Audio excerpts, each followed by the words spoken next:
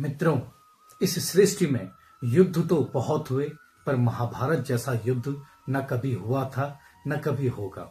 मित्रों, महाभारत का युद्ध 18 दिन तक चला था, जिसमें बहुत से महावीरों ने, सूरवीरों ने अपनी प्राण की आहुतियां दी, जिसमें गुरु द्रोण, कर्ण, अर्जुन, भीष्म पितामह, दुर्योधन, अश्वत्थामा, अभिमन्यु जैसे महान योद्धा थे और स्वयं श्री कृष्ण, भगवान श्री कृष्ण इस युद्ध के साक्षी थे।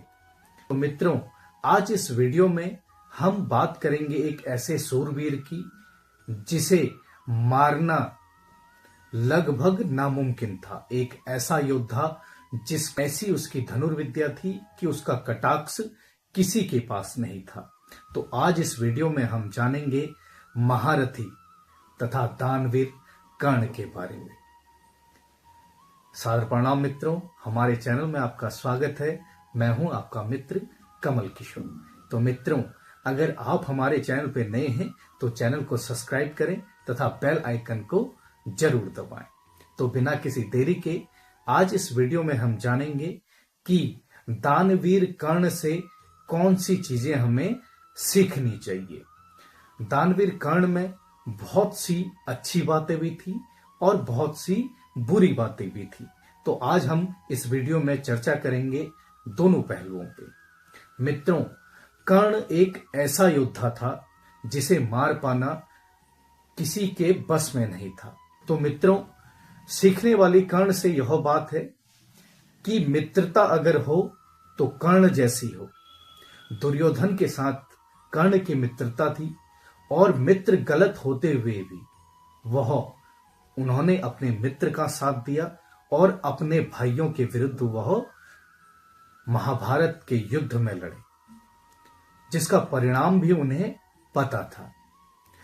दानवीर ऐसे जब कर्ण पैदा हुए, सूर्यपुत्र थे, तो पैदा होने के साथ ही सूर्य देव का उन्हें आशीष मिला। वह कवच और कुंडलों के साथ पैदा हुए थे। वो कवच, वो कुंडल ऐसे जो उनके शरीर पर रहते हुए उन्हें किसी तीर का भेद पाना नामुमकिन था। इंद्रदेव ने ब्राह्मण का वेश धारण करके दान में कर्ण से उनके कवच और कुंडल मांगे। दानवीर ऐसे कि किसी को भी दान के लिए मना नहीं किया, यहां तक कि अपने अंतिम क्षणों में भी भगवान श्री कृष्ण को अपना सोने का दांत भी दान में दे दिया। प्रतिज्ञाबद्ध ऐसे कि उन्होंने प्रतिज्ञा ले रखी थी कि वह युद्ध में अपने मित्र के पक्ष से ही लड़ेंगे। तो प्रतिज्ञाबद्ध ऐसे स्वयं अपने भाइयों के विरुद्ध जाकर अपने मित्र के ओर से वो युद्ध लड़े। सबसे अच्छी बात कर्ण की यह थी कि नियति ने बचपन से उनके साथ छल किया और वो हर किसी परिस्थिति में अपने को उभार कर निकले, चाहे वो शिक्षा से रिलेटेड हो जाए या वो विद्या से रिलेटेड हो जाए या फिर अन्य किसी चीज से भी रिलेटेड हो जाए। वह हर माहौल में ढले और उन्होंने स्वयं अपने आप को इस काबिल बनाया कि रणभूमि में उनके बराबर महान योद्धा कोई भी ना था। मित्रों, जैसे कि कुछ अच्छी बातें हैं तो कुछ बुरी बातें भी हैं। कर्ण जैसे द्रौपदी चीलहरण हुआ तो वह उस चीज को रोक सकते थे, पर उन्होंने नहीं रोका। यह महिलाओं के प्रति उनके सम्मान को दर्शाता है और धर्म और अधर्म की इस लड़ाई में वो अधर्म के साथ रहे, यह भी उनकी गलती है। वो चाहे तो महाभारत को रुकवा सकते थे। जब वह अंतिम क्षणों में उनको मारना बिल्कुल नामुमकिन था। इसी से जुड़ी एक कथा आपको बताता हूं। जब अर्जुन और कर्ण का युद्ध चला, तो जब अर्जुन ने कर्ण की तरफ अपने बाणों को भेजा, अपने तीर मारे, तो कर्ण का रथ 10 से 20 कदम पीछे जाता था।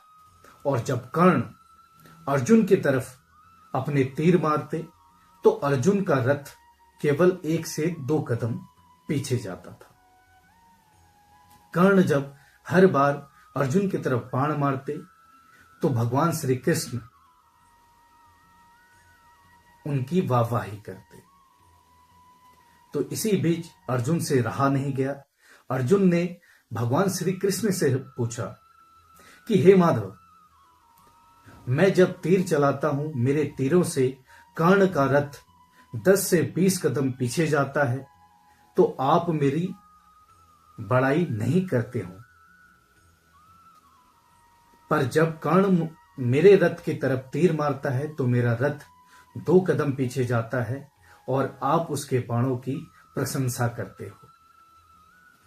तो जवाब में श्री कृष्ण बोलते हैं कि कर्ण का जो सारथी है वो एक मनुष्य है, वो एक साधारण सा मनुष्य है। कर्ण का जो रथ है वो एक साधारण रथ है, पर आपका सारथी अर्जुन मैं हूं। स्वयं तीनों लोकों का भार आपके रथ पे है। ध्वजा पे आपके श्री हनुमान जी विराजे हैं और आपके रथ के पहियों को शेष नाग ने जकड़ रखा है। तो इतने में भी अगर कर्ण के बाणों में इतना दम है कि वो पूरे सृष्टि का भार भी अपने बाणों से 2 कदम पीछे धकेल रहा है, तो क्यों ना मैं उसकी प्रशंसा करूं। तो इसी से आप अंदाजा लगा सकते हैं कि कर्ण के बाणों में कितनी शक्ति थी।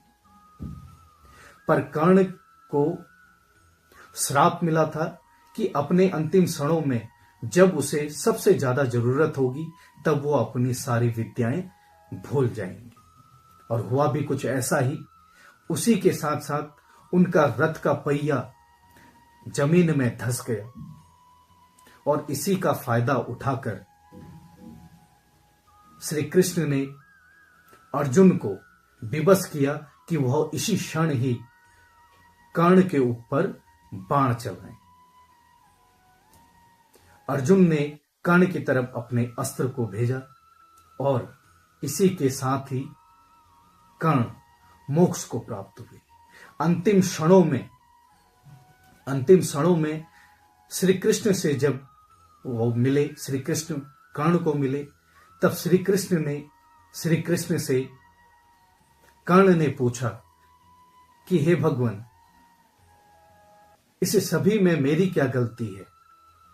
मेरे साथ तो बचपन से लेके आज तक छल होता हुआ आया। तो भगवान श्री कृष्ण कर्ण से इतने प्रभावित थे कि उन्होंने उनसे वरदान मांगने को कहा। तो उन्होंने अंतिम इच्छा यह जताई कि उनका अंतिम संस्कार एक ऐसी जगह पे हो जो पाप मुक्त हो। जब श्री कृष्ण ने ढूंढा तो पृथ्वी पर ऐसा कोई क्षेत्र नहीं था जो पाप मुक्त था।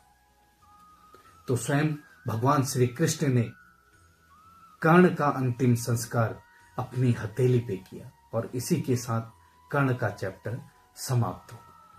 तो मित्रों, आशा करता हूं कि आपको दानवीर कर्ण की कहानी जानकर बहुत अच्छा लगा।